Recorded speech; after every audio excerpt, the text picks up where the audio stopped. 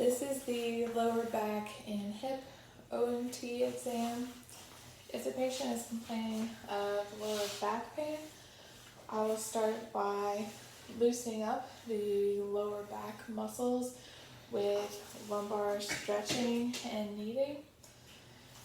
So to explain this to the patient, I would say I'm just going to place my hands on your lower back muscles, and then you'll feel a little bit of pressure in slight twisting, and this is to loosen up those lower back muscles.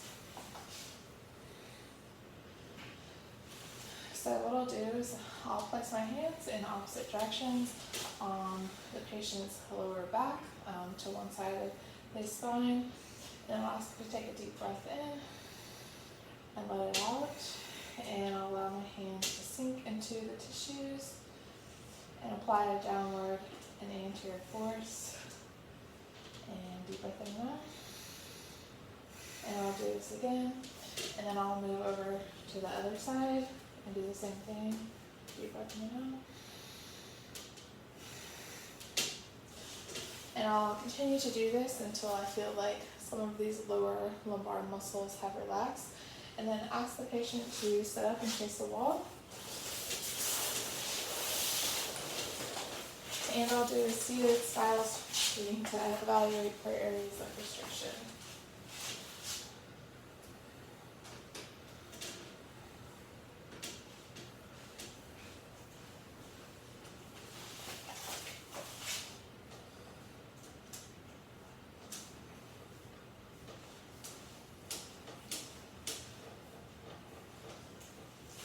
He is restricted on the left side in the lower lumbar area from about L1 to L4, so I will localize that segment.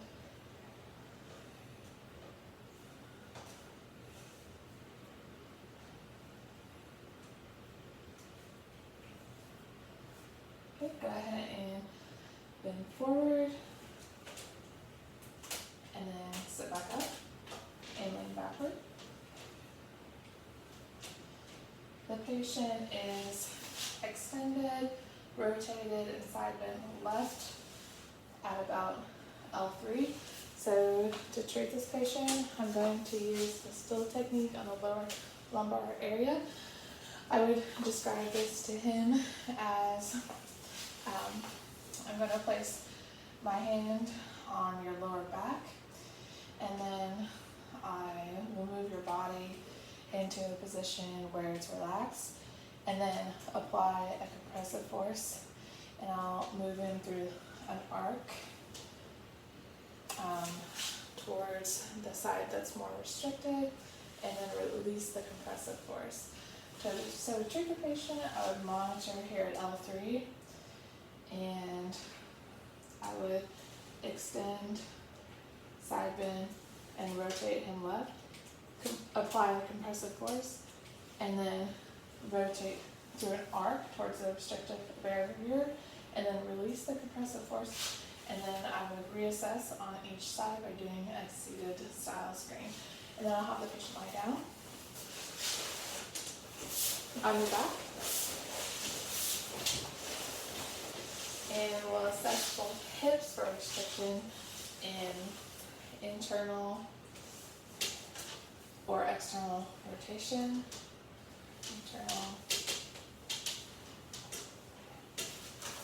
Assess both sides.